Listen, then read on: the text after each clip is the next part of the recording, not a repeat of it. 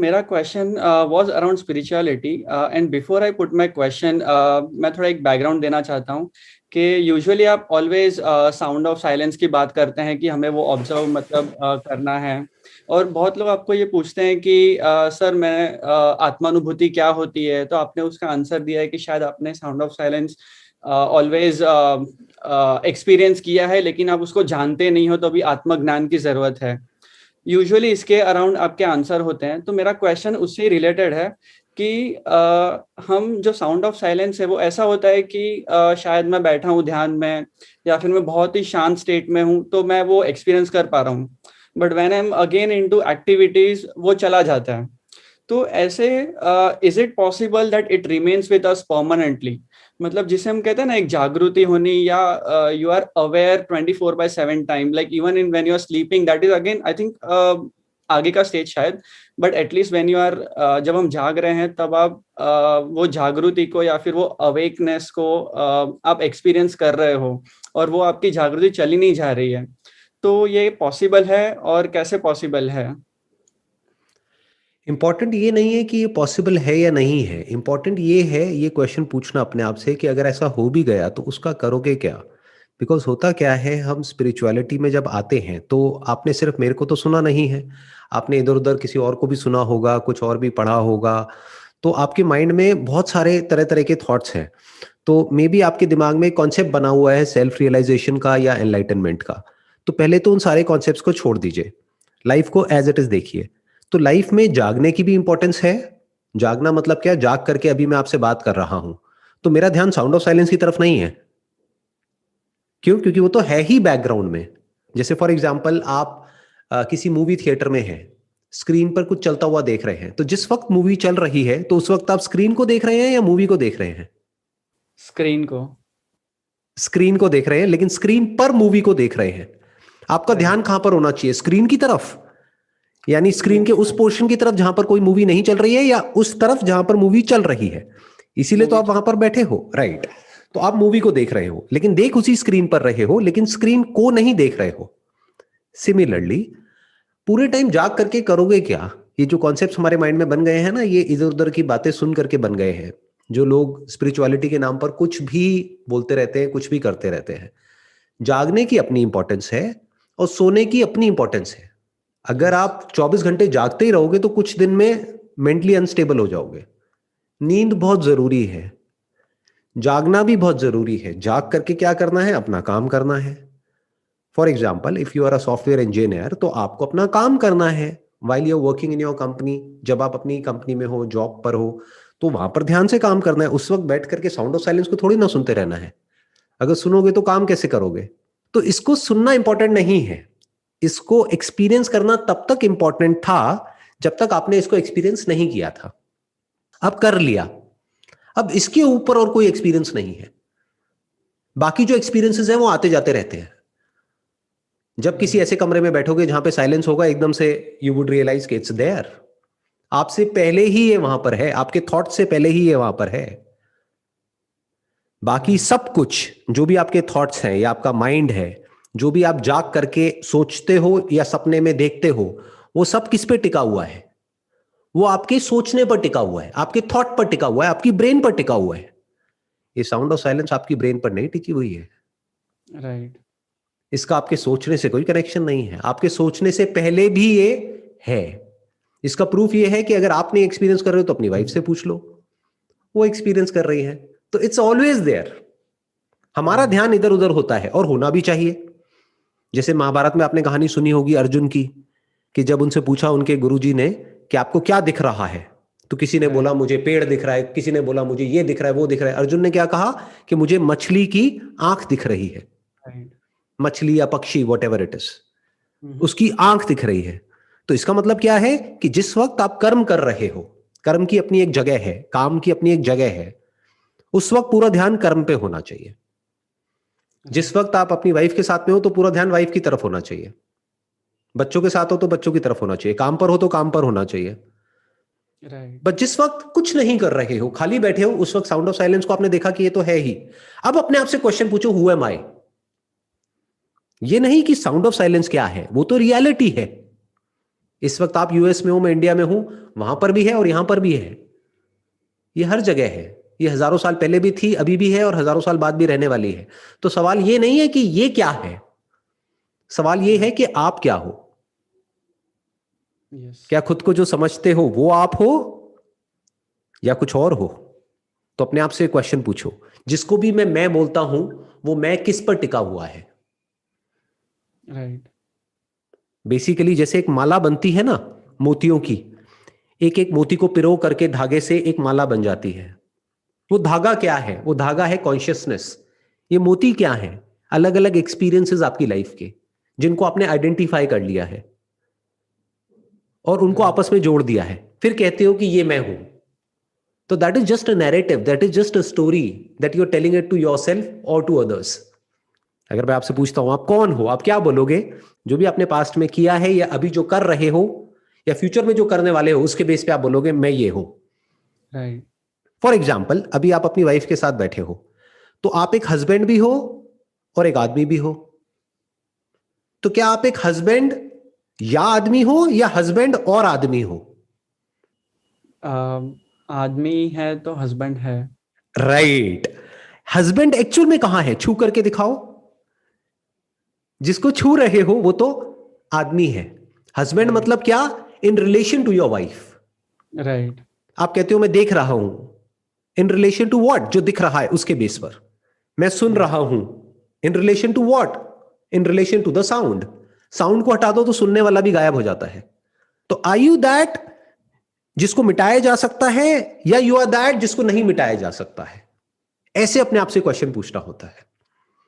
Right. बचपन से आज तक ऐसा क्या है जो नहीं बदला है आपके अंदर? सब कुछ बदल गया है। बचपन की अपनी फोटोग्राफ देख लो, अभी की देख लो, और आने वाले 20 साल बाद सब कुछ बदल जाएगा। साइंटिफिकली भी यही कहा जाता है, जो बात मैं कह रहा हूं, राइट। कि हर 8 साल में बॉडी का एक एक पार्ट बदल जाता है। जितने भी बॉडी के ऑर्गन्स हैं सब कुछ रिन्यू हो जाते हैं 8 से 10 साल में। राइट। तो मैं मतलब क्या? कभी आप ध्यान से सुनना किसी ऐसे आदमी की बात जिसकी एज है मान लो 60 साल, 70 साल, 80 साल, उनसे आप बात करोगे ना, तो वो क्या कहेंगे कि यार पता ही नहीं लगता लाइफ कैसे निकल गई, मुझे तो नहीं लगता कि मैं बूढ़ा हो गया हूं। उन्हें नहीं लगता कि वो बूढ़े हो गए हैं, शरीर बूढ़ा हो गया है, बट कॉन्शियसनेस बूढ़ी नहीं हुई है। अब ये कॉन्शियसनेस क्या है? क्या ये कॉन्शियसनेस जो आप में है और आपकी वाइफ में है, या मेरे में है या मेरी वाइफ में है, क्या वो अलग अलग कॉन्शियसनेस है? नहीं, एक ही है। तो जब हम सब एक ही हैं तो आपस में लड़ते झगड़ते क्यों हैं? प्यार मोहब्बत से क्यों नहीं रहते हैं? मिसअंडरस्टैंडिंग, मतलब लैक ऑफ नॉलेज। क्योंकि हमारा ध्यान सिर्फ जो दिख रहा है वहां पर है, जो देख रहा है वहां पर नहीं है। राइट। एक बार ध्यान वहां आ जाता है ना, जो देख रहा है, that is real spirituality, that is the self, that is आत्मन। उसी को राइट। आत्मा कहते हैं, उसी को परमात्मा कहते हैं। राइट। जब हम उसको जान लेते हैं उसको आत्मज्ञान कहते हैं। सर, तो एक क्वेश्चन है यहाँ पे फॉलो अप। जैसे आपने कहा कि साउंड ऑफ साइलेंस है वो तो है ही हमेशा, और अभी आप ये भी कह रहे हो कि वी आर कॉन्शियसनेस। तो how do we relate it? Let's say if I, first of all, is it right to say that okay, समझना कि कुछ तो साउंड ऑफ साइलेंस नाम की चीज है और उसे एक्सपीरियंस करना, we can call it step 1 और stage 1, and maybe step 2 or stage 2 is actually experiencing a soul, or are they two different thing or same thing? Sound of silence is consciousness. Right. Sound of silence is the soul. There is no Right. separate soul. Soul एक ही है, आत्मा एक ही है, और आत्मा और परमात्मा में कोई फर्क नहीं है। बिल्कुल इसी तरह से जैसे आपकी बॉडी के अंदर जो स्पेस है और मेरी Right. बॉडी के अंदर जो स्पेस है, क्या वो मेरी स्पेस है और वो आपकी स्पेस है, या स्पेस स्पेस है? स्पेस में Space. एक्चुअल में कोई डिवीजन नहीं है। जिन एलिमेंट्स की ये बॉडीज बनी है उसमें भी कोई डिवीजन नहीं है। धरती, जल, अग्नि, वायु, आकाश। पानी कोई इंडिया का पानी या यूएस का पानी नहीं होता है, पानी पानी होता है। Right. तो from the body perspective also, at a fundamental level, from the elements point of view, we are all one. From the mind point of view also, जिसके अंदर ये सब चल रहा है, वो तो सब सेम ही है ना। That is not similar, that is same. Meditation में इसी चीज को ध्यान से ऑब्जर्व करना होता है। दिस इज रियल मेडिटेशन, कि बैठ करके साइलेंस में सिर्फ साउंड ऑफ साइलेंस को सुनना नहीं है, बारीकी से देखो, अपनी एक एक लेयर को, बॉडी के लेवल पे, माइंड के लेवल पे, थॉट्स के लेवल पे, फीलिंग्स के लेवल पे, इमोशंस के लेवल पे, देखो ये सब किस पे टिका हुआ है। जिसको भी हम माइंड कहते हैं, क्या वो सब मेमोरी नहीं है? Without memory where is mind, where is thought, where is feeling, where is emotion? Very true, yes. तो इस तरह से जब आप देखने लग जाते हो ना, तो अब आप माइंड से ऊपर उठ जाते हो। अब आप माइंड में नहीं जी रहे हो, माइंड आप में है। इसको कहते हैं बुद्धि को, जो हमारी बुद्धि है उसको बोध हो जाना कि सच क्या है और झूठ क्या है। तो उसको आराम से ब्रेक डाउन करना पड़ता है। जैसे स्टेप 1 क्या है? Experience of the sound of silence. Step 2 क्या है? कि जो भी वेद हैं, उपनिषद हैं, या जो भी स्क्रिप्चर्स हैं, उन सबको आप पढ़ेंगे और देखेंगे कि वो सब किस तरफ इशारा कर रहे हैं। स्टेप 3 क्या है? साइलेंस में बैठ करके बहुत कुछ जो स्क्रिप्चर्स में है उसको भी आप नेगेट कर देंगे, क्योंकि रियलिटी उससे अलग है। तो ये बहुत डीप है। इसको आप जैसे जैसे एक एक करके लेयर्स हटाते चले जाएंगे तो आपको समझ आएगा कि एग्जैक्टली जागते वक्त क्या होता है, सपनों की दुनिया में क्या होता है, गहरी नींद में क्या होता है, जिसको भी आप मैं कहते हो, वो कहां चला जाता है, और जिस वक्त आप साउंड ऑफ साइलेंस को एक्सपीरियंस कर रहे होते हो उस वक्त क्या होता है। ना तो आप साउंड ऑफ साइलेंस को एक्सपीरियंस कर रहे हो अपने सेंसेस के थ्रू, कानों को बंद करके देख लो फिर भी है, हाँ, ना ये मेमोरी से आ रही है। It is beyond body and beyond mind, beyond all your senses. Right. तो कौन है जो इसको एक्सपीरियंस कर रहा है? सेंसेस तो नहीं कर रहे। और अगर आपकी बॉडी में से सारे सेंसेस हटा दो तो आप क्या हो, और मेमोरी हटा दो तो आप क्या हो? आइडियली देखा जाए तो फिर ऐसा लगेगा कि मैं हूं ही नहीं। राइट, मैं हूं ही नहीं। तो इसका मतलब उसके बाद भी कुछ बचा रह जाता है। ये साउंड ऑफ साइलेंस उस बात का प्रूफ है। राइट।